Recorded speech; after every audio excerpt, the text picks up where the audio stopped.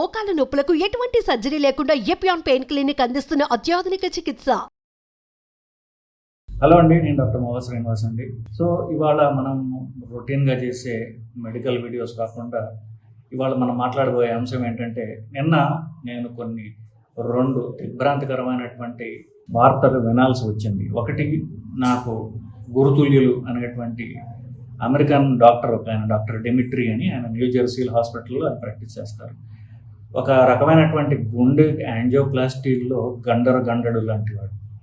So ఆయన చెయ్యలేని angioplasty లేదు. ఎంత కష్టతరమైన యాంజియోప్లాస్టీ అయినా చెయ్యగల సమర్థుడైనటువంటి ఆయన చూసి ఆశ్చర్యపోయి ఆయనతో మాట్లాడి, నేను అమెరికా వస్తాను మీతోటి నేర్చుకోవడానికి మీ దగ్గర అని అడిగాను. ఆయన భారతదేశం వచ్చినప్పుడు ఆయన నాకు అడ్రస్ ఇచ్చి, ఆయన మెయిల్ అడ్రస్ ఇచ్చి, నువ్వు వచ్చే ముందు నాకు 3 నెలల ముందు చెప్పు, నేను నీకోసం కేసులు పోగు చేసి పెడతాను, అర్థం కలిసి చేద్దాం అన్నాడు. సో ఈ సెప్టెంబర్లో అమెరికాలో వెళ్దాం ఆయన దగ్గరికి అనుకుంటూ ఉన్నాను. ఆయన వయసు 53 సంవత్సరాలు.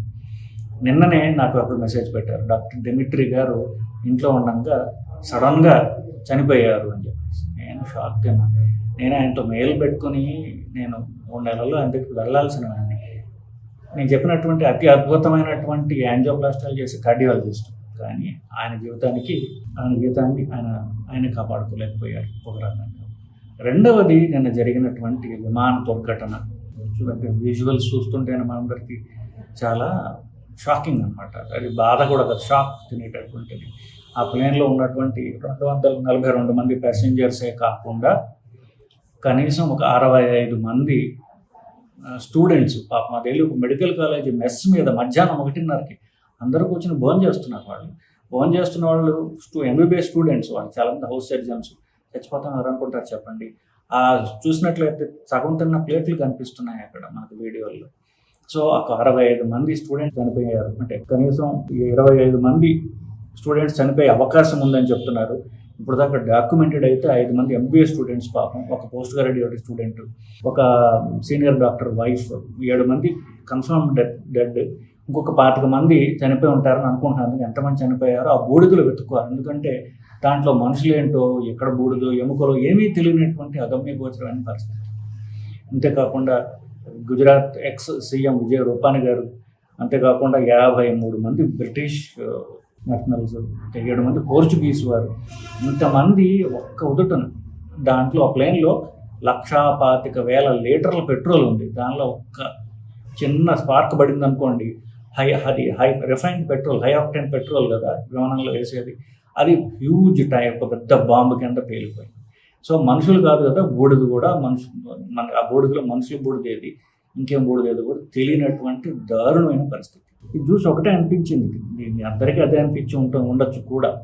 మానవ జీవితము, మనము ఎంత వాళ్ళమైనా, మనం ఒక చీఫ్ మినిస్టర్ లాగా 2021 దాకా ఆయన chief minister, Gujarat chief minister అంటే ఆల్మోస్ట్ ప్రైమ్ మినిస్టర్కి ఎంతో క్లోజ్ అన్నమాట. అంత పవర్ అనుభవించిన వ్యక్తి అయినా, ఒక మామూలు వ్యక్తి అయినా ఎప్పుడు చనిపోతామో, ఏం బతికినా సరే ఎప్పుడు పోతామో మనకు తెలియదు. ఇది యాక్సిడెంట్ రూపంలో. మా గురువు గారు డెమిట్రీ గారితో, నువ్వు ఎంత గొప్పవాడివైనా ఎప్పుడు చనిపోతావో, ఎంత గొప్ప డాక్టర్ అయినా ఎప్పుడు జబ్బులు చనిపోతావో కూడా తెలియదు. సో మానవ జీవితం అనేది ఇది వేదాంతం కాదు, కానీ ఇది రియాలిటీ. ఇప్పుడు ఏమవుతుందో మనకు తెలియదు. క్షణభంగురం అంటారు, ఏమైనా అంటారు. ఏమంతా బతికినా తక్కువ ఏ జబ్బో యాక్సిడెంట్ మమ్మల్ని హరించుకుపోగలదు, దీంట్లో అనుమానం లేదు కదా. మనం చేయగలిగింది ఏంటి, వీటిల్లో చేయగలిగింది ఏంటంటే, జబ్బు విషయం వరకు వస్తే కాస్త హెల్త్ ఇన్సూరెన్స్ పాలసీలు చేయించుకోవడం మంచిది. సో ఎవరికి తోచినంత దాంట్లో కొంతవరకు అయినా సరే మీరు హెల్త్ ఇన్సూరెన్స్ పాలసీలు చేయించుకుంటే సడన్ ఎమర్జెన్సీలు వస్తే హాస్పిటల్కి వెళ్తే మీకు అది తట్టుకోగలరు. ఇప్పుడు జబ్బుతో పాటు ఫైనాన్షియల్ ప్రాబ్లమ్స్ కూడా వస్తే ఇంకా కష్టం కదా. అది ఒకటి. హెల్త్ ఇన్సూరెన్స్ పాలసీలు చేయించుకోవడం చాలా అవసరం అండి. నేను ఆ పాలసీ ఈ పాలసీ అని చెప్పను, మంచి చాలా కంపెనీలు ఉన్నాయి. మీరు లోకల్గా ఎంక్వైరీ చేసుకొని మంచి హెల్త్ ఇన్సూరెన్స్ పాలసీ కూడా తీసుకోండి. రెండవది, యాక్సిడెంట్లు అనుకోండి, అది మన చేతుల్లో లేదు, కానీ మనం పోతాం. మన మీద డిపెండెంట్ ఉన్న మన వల్ల వాళ్ళు ఈ షాక్ గురి వాళ్ళ జీవితాలు అస్తవ్యస్తం కాకూడదు కదా. మన పిల్లలు కావచ్చు, భార్య పిల్లలు కావచ్చు, ఇంకెవరైనా.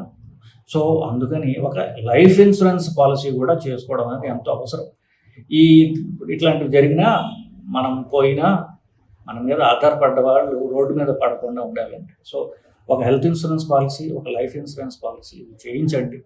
చేయించి అంటే ఇట్లాంటి ఈ షాకులు ఉన్నాయి చూసారా, మనం వినడానికే షాకింగ్గా ఉంది, మనకు జరిగితే ఇంకేంటి పరిస్థితి. సో ఈ రెండింటి నుండి కాపాడుకోవడానికి ఏమాత్రం చేయమని నా మనవండి. నమస్కారం.